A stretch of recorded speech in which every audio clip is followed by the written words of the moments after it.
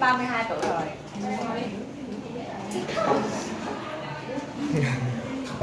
Chị em hỏi ảnh câu được không chị? Em hỏi đi. Can you say something about Diệu Nhi? What? Diệu Nhi. Diệu Nhi. Oh, always about you. Dạ. Cute. Yeah, cute and sexy only sometimes.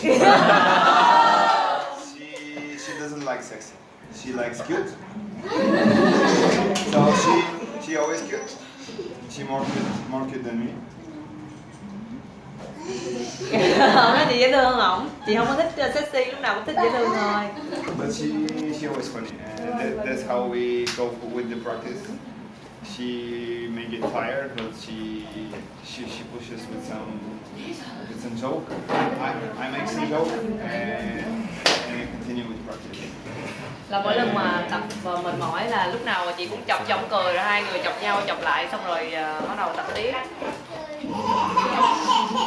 And she's very talented. Not only for theater, but for dance, she has a lot of talent.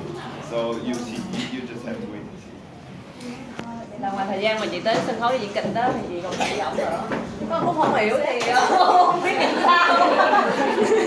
I didn't say the last part. Yeah. Lúc nào cũng vậy, nhiều khi không hiểu. Ok.